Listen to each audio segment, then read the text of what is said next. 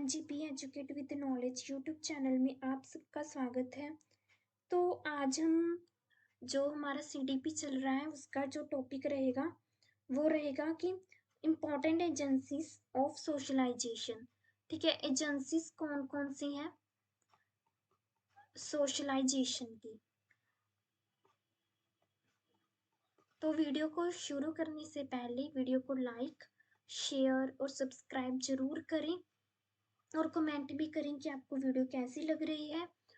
तो हम बढ़ते हैं अपने टॉपिक की तरफ। तो हमारा एजेंसीज ऑफ सोशलाइजेशन कहते हैं निम्नलिखित बिंदु 5 जो इम्पोर्टेंट एजेंसीज है उस पर हम प्रकाश डालेंगे जिन्होंने क्या है सोशलाइजेशन की जो प्रोसेस है उस पर महत्वपूर्ण योगदान दिया है। तो कौन कौन सी एजेंसीज हैं ये? सबसे पहले परिवार हो गया, पीयर ग्रुप हो गया, स्कूल, किताबें और मास मीडिया। ये 5 इम्पोर्टेंट एजेंसीज हैं जो हमारे डेली के जो एक्टिविटीज़ हैं या फिर हमारी सोशल लाइफ है उस पर बहुत ज़्यादा इम्पैक्ट इनका पड़ता है। सबसे फर्स्ट हमें पता है फैमिली, राइट। फैमिली कहाँ है जो वो क्या है हमारी सबसे इम्पोर्टेंट एजेंसी है। ठीक है, फैमिली। तो फैमिली कैसे है ये देखते हैं कि क्यों ये हमारे लिए जो समाजीकरण की प्रक्रिया में सोशलाइजेशन की प्रक्रिया में फैमिली कैसे जो है रोल निभाती है, कैसे योगदान देती है। परिवार की सबसे पहले एक बच्चा मिलता है, राइट। हमारी फैमिली को सबसे पहले एक बेबी मिलता है फर्स्टली, इसलिए परिवार में समाजीकरण की प्रक्रिया शुरू होती है। देन ही जो एक फैमिली है उसमें जो सोशलाइजेशन का प्रोसेस है वो शुरू हो जाता है। एक बच्चा कुछ बुनियादी क्षमताओं के साथ पैदा होता है। एक जो चाइल्ड है वो कुछ बेसिक जो उसके अंदर एबिलिटीज होती हैं उसके अनुसार है वो पैदा होता है, जो कि आनुवांशिक रूप से जर्म प्लाज्म के माध्यम से प्रेषित होते हैं, जो कि क्या है जर्म प्लाज्म के थ्रू क्या है ट्रांसमिट जेनेटिकली। जो बच्चा है उसके अंदर जो एबिलिटीज होती हैं, कुछ बेसिक एबिलिटीज जो होती हैं वो जेनेटिकली क्या है ट्रांसमिटेड होती हैं थ्रू जर्म प्लाज्म। 30 एबिलिटीज यानी कि ये क्षमताएं और क्षमताओं को संस्कृति द्वारा निर्धारित तरीकों से आकार दिया जाता है। जो एबिलिटीज होती हैं बच्चे के अंदर, योग्यताएं होती हैं, ठीक है, जो कैपेसिटी होती है उनको कल्चर के अकॉर्डिंग क्या है, संस्कृति के अकॉर्डिंग एक शेप, जैसी हमारी संस्कृति होती है, ठीक है, वैसे ही बच्चों को उस संस्कृति में ढाला जाता है। जिस माँ के साथ बच्चे का रिश्ता सबसे अंतरंग होता है वह शुरुआती चरणों में बच्चे को ढालने की प्रक्रिया में महत्वपूर्ण भूमिका निभाती है। जिसके साथ माँ जिस जो बच्चा होता है, माँ के साथ जो बच्चे का रिश्ता है वो क्या होता है, बहुत इंटीमेट होता है, ठीक है, रिलेशन बहुत ज्यादा इंटीमेट बच्चे के साथ ही, क्योंकि माँ का सबसे करीबी रिश्ता होता है ना, क्योंकि हम माँ ही है जो हमें समझ पाती है। तो शुरुआती चरणों में जो बिगिनर टाइम होता है कि बच्चे का, ठीक है, जो इनिशियल स्टेजेस होती हैं बच्चे को, तो उसमें बच्चे को ढालने की प्रक्रिया में एक माँ है जो वो क्या है सबसे इम्पोर्टेंट रोल निभाती है।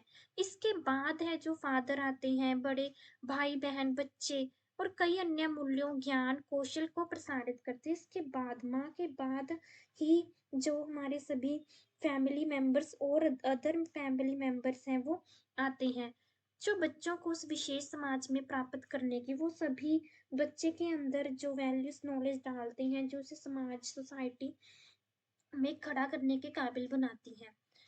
तो ये थी हमारा फर्स्ट जो क्या कहते हैं एजेंसी। नेक्स्ट देखते हैं एजेंसी सहकर्मी समूह। जो सेकंड एजेंसी है वो कौन सी है? सहकर्मी समूह, जिसे हम इंग्लिश में कहते हैं पीयर ग्रुप। पीयर ग्रुप, ठीक है, सेकंड एजेंसी। तो देखते हैं पीयर ग्रुप में क्या क्या कैसे रोल जो है पीयर ग्रुप का है। कहते हैं कि जैसे जैसे बच्चा बड़ा होता है, ठीक है, जैसे जैसे एक चाइल्ड है जो बड़ा हो रहा है वैसे उसके जो समकालीन उसे प्रभावित करना शुरू कर देती है। जैसे जैसे बच्चा बड़ा होता है, ठीक है, ग्रो करता है, उसके जो कंटेम्प्रेरीज हैं, ठीक है, उसके जो आसपास के लोग हैं उससे प्रभावित करना शुरू कर देते हैं। वे अपने अधिकांश खाली घंटे अपने काम के बाहर बिताते हैं और अपने घर के बाहर के खेल के मैदान साथ स्थान में अपने साथियों के साथ अध्ययन कार्यक्रम करते हैं, बिताते हैं।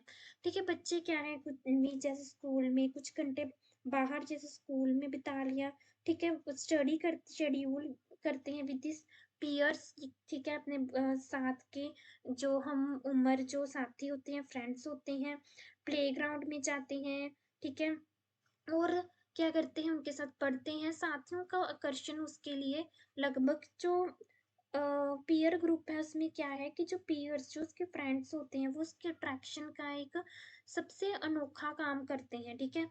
जो फ्रेंड्स है उसके साथ उसकी बॉन्डिंग अच्छी होती है, वह उनसे सीखता है और वे उससे सीखते भी हैं, ठीक है। वे क्या है, एक दूसरे से सीखते हैं, ठीक है। हम देखते हैं कि बच्चे जो है नकल करके सीखने में ज़्यादा उनको मज़ा आता है ना, कि एक बच्चा है, छोटे बच्चे नकल करके सीखते हैं, तो वो भी अपने साथियों के है ना सीखता है। समय बीतने के साथ सहकर्मी समूह का प्रभाव माता-पिता से अधिक हो जाता है। जैसे-जैसे टाइम बीतता है, जो पीयर ग्रुप का प्रभाव है वो माता-पिता से भी कहीं हद तक उनका जो प्रभाव है वो उसके साथियों का रहता है बच्चे के ऊपर। हम देखते हैं कि हम ठीक है अपने फ्रेंड्स के साथ हमें रहना अच्छा लगता होता है, छोटे होते हैं ना, हमें मज़ा आता है, हम उनकी बात ज़्यादा सुनते हैं, जबकि पेरेंट्स की बात हम पर इतना ध्यान नहीं देते। ये आश्चर्य की बात नहीं है कि किशोर उम्र माता-पिता बच्चे की गलतफ़हमी की उम्र है। ये भी कोई सरप्राइज़ नहीं है कि जो टीन एज है वो एक ऐसी एज है जिसमें पेरेंट और चाइल्ड के बीच में जो मिसअंडरस्टैंडिंग्स हैं वो भी कई बार हो जाती हैं। बच्चे के समाजीकरण में परिवार के सदस्य विशेष रूप से वे जो उस पर अधिकार करते हैं, उसके सहकर्मी समूह के सदस्य उस पर दो अलग-अलग प्रकार के प्रभाव डालते हैं। जो सोशलाइजेशन है बच्चे का, ठीक है, सोशलाइजेशन में जो मेंबर्स होते हैं फैमिली के, ठीक है, विशेष रूप से हो कौन अधिकार रखते हैं, जो कि ठीक है मैम जो पीयर ग्रुप्स हो गए उसके साथ ही उस पर अलग-अलग प्रभाव डालते हैं, ठीक है। कहते हैं कि अगर है ना हमें अच्छे साथी मिले होते हैं, ठीक है, हम अच्छी संगत में रहते हैं तो हम पर अच्छे विचारों का असर होता है, ठीक है, अगर हमारे फ्रेंड्स अच्छे होते हैं। वहीं अगर दूसरी साइड हमारे फ्रेंड्स नशे करने वाले हैं ना या फिर बुरे होंगे तो हमारा भी वैसा ही नेचर बन जाता है, वैसे ही हम भी उनकी संगत में आ जाते हैं। इसलिए कहते हैं कि अच्छी संगत का होना बहुत ज़रूरी है, ठीक है। अधिनायक व एकांती संबंध पूर्व द्वारा, ठीक है, जो कि जो भी रिलेशंस होते हैं, ठीक है, एंड जो समानतावादी संबंध होते हैं, ठीक है, और इक्वली दोनों उनके लिए समान रूप से महत्वपूर्ण होते हैं, ठीक है। रिलेशनशिप्स की बात है इसमें, ज़्यादा कुछ नहीं है। वह पहले प्रकार के रिश्तों के सम्मान, वादा, ठीक है, आज्ञाकारिता के गुण प्राप्त करता है, कि वो जो रिस्पेक्ट होती है रिश्तों में, ओबीडियंस होती है सभी रिलेशनशिप्स में, और दूसरे में विश्वास और आपसी समझ के आधार पर सहयोग के वो गुण प्राप्त करता है, अंडरस्टैंडिंग उसकी बढ़ने लगती है। समाजीकरण प्रक्रिया में सत्तावादी तत्व के महत्व को इस प्रकार समझाया जा सकता है। कहते जो सोशलाइजेशन प्रोसेस है इसमें जो ऑथोराइजेशन है, ठीक है, सत्तावादी प्रोसेस है उसको इस तरह एक्सप्लेन किया जा सकता है। सबसे पहले जैसे एक समाज में एक बच्चे से अपेक्षित व्यवहार का पैटर्न आमतौर पर या सभी मामलों में बच्चे के जन्मजात झुकाव के अनुरूप नहीं होता है। कहते जो फर्स्ट पैटर्न होता है बिहेवियर का, जो चाइल्ड ने एक्सपेक्ट किया होता है सोसाइटी के अंदर, वैसा नहीं पाया जाता है। इसके विपरीत कई अवसरों पर उन्हें जैविक झुकाव के विपरीत कार्य करने और नुस्खे के साथ-साथ समाज के सिद्धांतों का पालन करना सिखाया जाता है। हम देखते हैं कि है ना बच्चों को समाज के अनुसार चलने के लिए पेरेंट्स द्वारा कहा जाता है, उनको फॉलो करने के लिए कहा जाता है, जो सोसाइटी में जो भी समाज के प्रिंसिपल हैं, जो सोशल प्रिंसिपल हैं उनका पालन करना बच्चों को सिखाया जाता है। नेक्स्ट देखते हैं।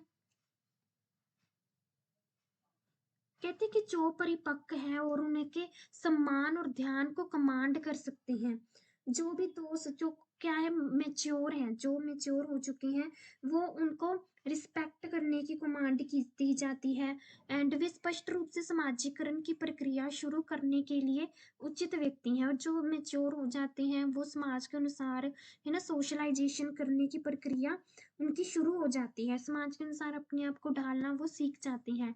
दूसरे कई सांस्कृतिक तत्व आदेशात्मक और आदेशमात्मक यानी कि पर्सपेक्टिव जो प्रिस्क्रिप्टिव है और दो बार आ गया प्रिस्क्रिप्टिव, ठीक है।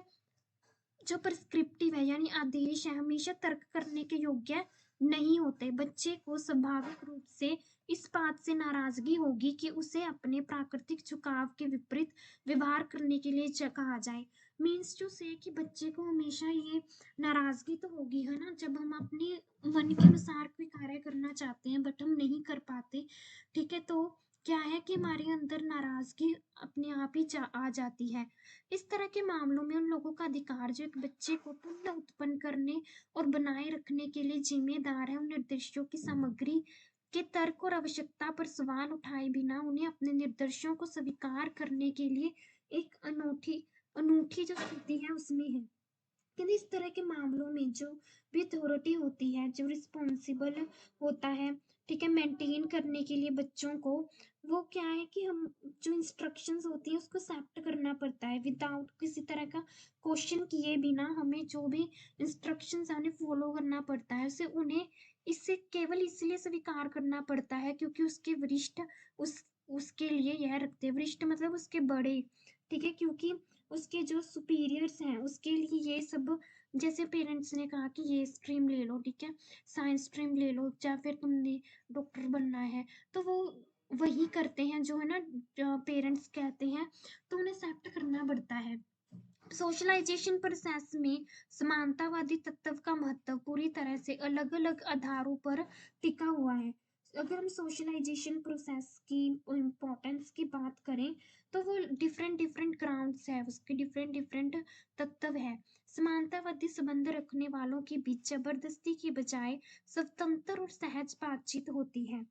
जो कहते इंट्रैक्शन कर पाते इंट्रैक्शन या जब रिलेशनशिप होते हैं, ठीक है, संबंध होते हैं, तो उनके बीच जबरदस्ती के बजाय एक इंडिपेंडेंस होनी चाहिए, तभी वो रिश्ता आगे बढ़ता है।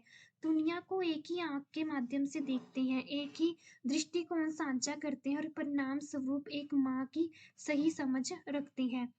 जो पीयर ग्रुप है इसमें साथी, सेक्समेट्स, क्लासमेट्स, ये सब पर क्या है इस उम्र में असर देखने को मिलता है।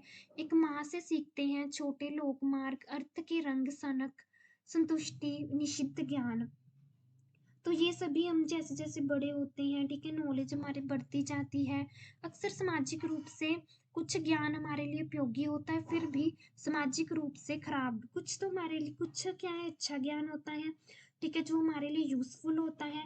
कुछ क्या है हमारे लिए अच्छा नहीं होता, ऐसी नॉलेज, ठीक है, जो एक फायदेमंद नहीं होती, जैसे नशे करना, ठीक है, शराब पीना। तो ये सभी क्या है हमें सामाजिक रूप से हमें नुकसान पहुंचाते हैं। नेक्स्ट है द स्कूल, कि स्कूल जो है थर्ड एजेंसी है, ठीक है। स्कूल, जब बच्चा स्कूल आता है तो समाज की संस्कृति में उसका औपचारिक समावेश शुरू हो जाता है। कहते जब बच्चा स्कूल जाता है तो ठीक है सोसाइटी में क्या है उसका फॉर्मल जो इंट्रोडक्शन है वो शुरू हो जाता है।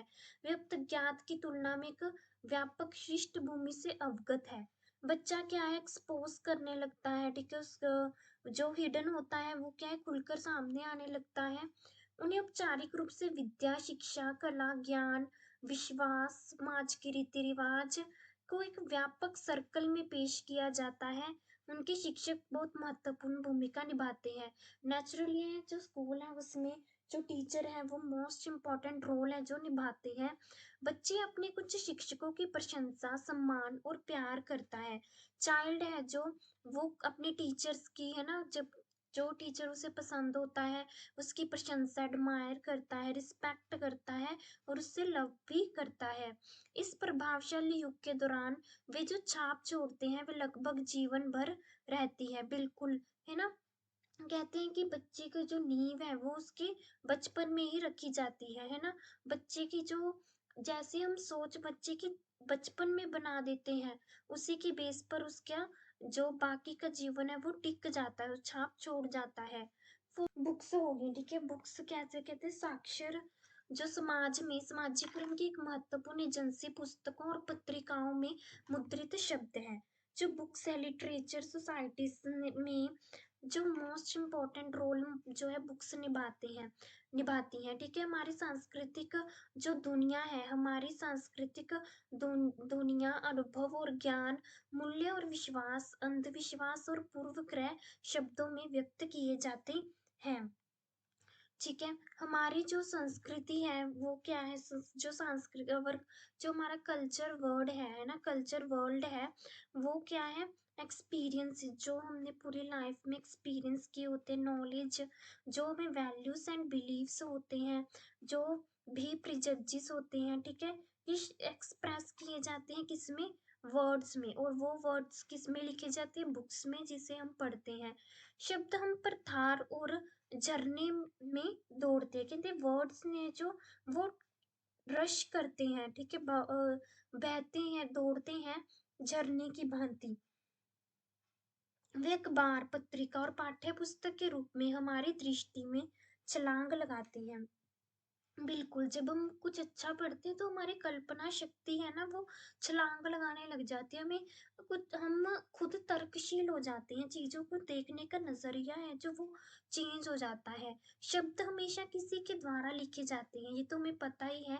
जो वर्ड्स हैं वो हमेशा किसी ना किसी के द्वारा लिखे जाते हैं, और ये लोग भी, लेखक, संपादक और जो विज्ञापन दाता समाजीकरण प्रक्रिया में शिक्षकों, साथियों और माता-पिता के साथ शामिल होते हैं, ठीक है? ऑथर्स हो गए, एडिटर्स हो गए, एडवर्टाइजर्स हो गए, टीचर्स के साथ पीयर्स, पेरेंट्स, ये सभी क्या है, एक सोशल प्रोसेस है।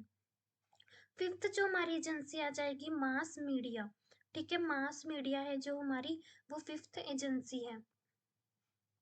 मास मीडिया कैसे एडोलिसेंस में जो भूमिका निभाता है, मास मीडिया जो क्या है, एजेंसी है हमारी फिफ्थ, ठीक है?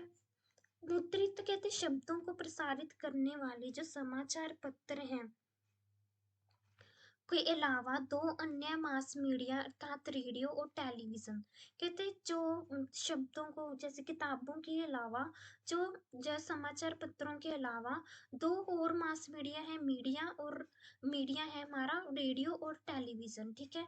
दो मास मीडिया और है, कौन कौन से, रेडियो और टेलीविजन, ठीक है? समाजीकरण प्रक्रिया में जो जबरदस्त प्रभाव डालते हैं, बहुत ज्यादा इंपॉर्टेंट रोल रखते हैं मास मीडिया। वे हमारे कानों पर हमला करते हैं और सीधे अपने संदेशों का संचार करते हैं, हमारे ईयर्स पर क्या है, एक अटैक करते हैं, ठीक है? और सीधे हमारे संदेशों का जो हमें पहुंचाते हैं। इन संदेशों से, इन मैसेजेस से हमारी संस्कृति, इसके दृष्टिकोण और विचारधाराओं के परिसर भी शामिल होते हैं। ये जो मैसेज हैं, इसके बेस पे ही हमारी एटीट्यूड्स, हमारा आइडियोलॉजी जो बनता है। टेलीविजन का जो रोल है विशेष रूप से बहुत ज़्यादा इम्पोर्टेंट है। ये हमारे कानों और आँखों दोनों से सीधे संवाद करता है, ठीक है? जो टेलीविजन का प्रभाव है कानों और आँखों से, है ना? कानों से सुनते हैं, आँखों से देखते हैं, तो इससे कम्युनिकेट करने में आसानी होती है। इस प्रकार एक मजबूत छाप छोड़ता है। देख कहते हैं ना, जब हम कोई चीज़ देखते हैं तो वो लंबे समय तक हमें याद रहती है। वहीं ये जो टेलीविज़न है ना, जब देखते हैं, सुनते हैं, तो वो मजबूत छाप छोड़ जाता है हमारे भीतर। व्यक्तिगत मामलों में निश्चित रूप से इन प्रभावों का महत्व भिन्न होता है। इंडिविजुअल केस में इनकी इम्पोर्टेंस अलग-अलग होती है, ठीक है? भिन्न-भिन्न होती है। अलग-अलग लोग एक ही सुझाव पर अलग-अलग जो रिस्पॉन्स देते हैं, ठीक है? डिफरेंट पीपल क्या है, डिफरेंट डिफरेंट रिएक्ट करते हैं। हर किसी के अपना वे ऑफ थिंकिंग होता है, सोचने का एक तरीका होता है ना। रिस्पॉन्सेस हैं उनके प्राकृतिक जो वाकाव के संदर्भ में भिन्न होती हैं। जो वो रिस्पॉन्स करते हैं वो उनके जो उनकी प्रेडिक्शंस हैं उसके से अलग होती है, जो नेचुरल प्रेडिक्शंस हैं उससे अलग दिखती हैं। हम में से कुछ परंपरा का सम्मान करते हैं, ठीक है? सम ऑफ रिस्पेक्ट ट्रेडिशन, हम में से कुछ क्या ट्रेडिशन है, है ना, हम आप कई इतने ज़्यादा अपने ट्रेडिशन के प्रति है ना वो होते हैं, प्यार दिखाते, सम्मान करते हैं, अन्य अपने साथियों की राय से डरते हैं। कुछ क्या है कि अपने पीयर्स से जो ओपिनियन लेने से डरते हैं। फिर भी अन्य जो लोग हैं विवेक की हजार जीभ सुनना पसंद करते हैं। लेकिन कहते फिर भी जो अदर्स हैं वो क्या किसको प्रेफर करते हैं सुनने के लिए? Thousand tongues of conscience. कहते कि हम सब क्या है अलग अलग हमारा इंडिविजुअल पर्सपेक्टिव होता है, फिर भी हम एक समाज में रहते हैं। ठीक है, समाज में रहते हुए हम डरते भी हैं किसी से, किसी के प्रति आकर्षण भी होता है, हम परंपराओं का भी सम्मान करते हैं। ठीक है, हम सबको सुनना भी फिर भी पसंद करते हैं, क्योंकि अलग अलग संस्कृति का अलग अलग महत्व होता है। तो ये थी जी एजेंसीज। आई होप आप सबको वीडियो अच्छी लगी होगी। वीडियो को लाइक शेयर सब्सक्राइब जरूर करें। Thank you so much.